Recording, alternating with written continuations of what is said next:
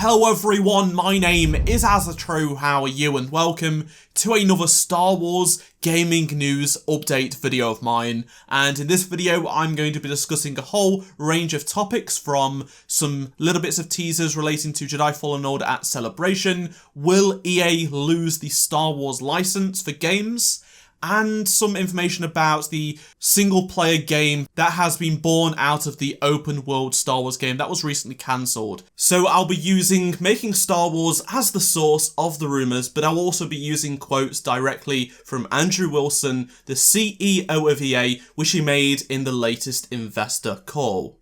So Making Star Wars on their recent podcast discussed a bunch of information about Episode 9, how it will be marketed, the Mandalorian TV show, and games. And I'm just going to focus on games in this video because there is quite a little bit of information. Even though it's really minor stuff, there is some stuff to go over and it is newsworthy. So Making Star Wars, if you didn't know, I've mentioned a ton of times on this channel. These are really credible, and Jason is always pretty much right when it comes to games and the films and such. So please take this with some credibility. Of course, things might not be 100% true, but you can make up your own mind if you choose to believe it. So I'll get things started with some information about the recently cancelled open world Star Wars game. So we know that its codename was Project Orca, and it was supposed to be like a Destiny sort of RPG open world. You could visit different planets, it was all online sort of thing, and we have new information that there was going to be two classes, Bounty Hunter and Smuggler, which makes a ton of sense given this was being built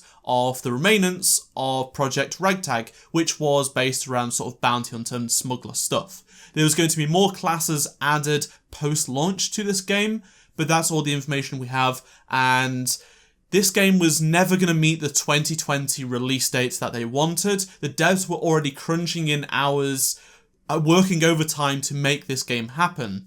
It was going to be finished probably a year after, so late 2021, which lines up with what we previously heard from Jason a few months ago, who stated people believed that we're close to the project, it would never be ready for 2020, and it was being made for the PlayStation 5 and the next Xbox. However, this cancellation came with some good news to an extent, that EA Vancouver are now making a smaller project which will be instead a single-player linear Star Wars game. It's going to be a story game, and essentially it's going to be a smaller Project Orca from what Jason knows. He doesn't know if there will be two classes or just one or anything else about it other than it's going to be using probably a lot of the assets, a lot of the same story sort of thing, and just be a lot smaller and be probably single player as opposed to online, which I'm sure a lot of people are going to be happy about because a lot of people don't just want to play online games, they want to play a single player story game. So as for Jedi Fallen Order, EA stated yet again it was coming out this fall, so it will be releasing sometime between October to December, most likely November. It was leaked that it would be November this year, and Andrew Wilson told investors to quote, "It's very far along in development, and having spent time with it recently myself, it plays particularly well. The game truly captures the fantasy of becoming a Jedi, and we will have a lot more to share soon." Wilson also said he played a 20-minute gameplay demo of Fallen Order last week and stated it is exceptional in terms of its level of polish, depth, and living inside of the Star Wars world as a Jedi. This is really promising to hear, and I feel like we're definitely going to be getting gameplay at Celebration, like an extended gameplay demo, which is awesome. And on the recent Making Star Wars podcast, Jason says expect a lot of Jedi Fallen Order at Star Wars Celebration in April, with the emphasis of a lot. Now, listen, we knew this was going to happen. We're not going to see anything before April. A lot of people are worried, but listen, just wait. You're going to get it at April at Star Wars Celebration. Jason also notes that, with the emphasis on a lot again, there will be a lot of games-related news at Star Wars Celebration, which could mean we will get Battlefront 2 news, the future of Battlefront 2 throughout 2019, or something completely different. Maybe it's even a teaser for Project Orca, the smaller version. What is it going to be? Maybe it's a completely new game that they've got working in the background we don't even know about yet. Moving on to, will EA lose the Star Wars license? And Jason claims it's basically impossible for Disney to take the exclusive Star Wars games license away from EA before it expires. Could Lucasfilm get out of the license if it was even possible? And it just sounded like it was impossible. This is what I predicted. It's definitely not going to happen. It's going to be tied up with so many legal ties, and it's just going to be impossible, right? And it expires in like 2023, I think, to like May 2023.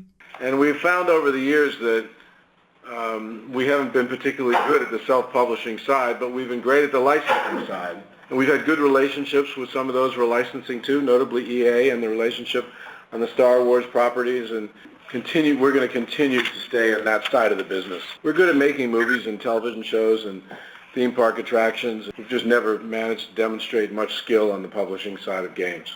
And Jason also reiterates that Activision and Ubisoft are still interested in developing Star Wars games in the future after the license expires. This is something we heard a few months back, and Jason reiterates that they are thinking about it. To be honest, I don't want Activision touching the Star Wars games license at all, because they ruined Destiny. They consistently release games that just are killed because of them being the publisher, not the developer. So if they get their hands on the Star Wars license, it's just going to be bad in my opinion.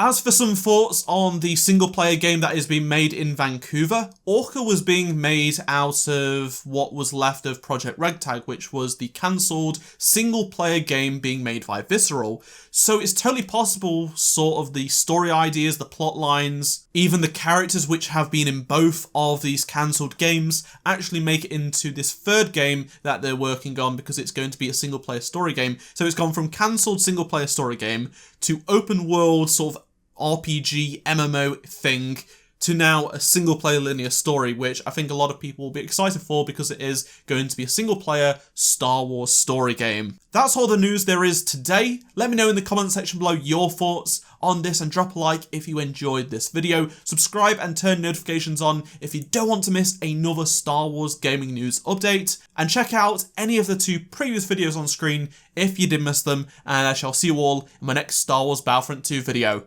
Goodbye.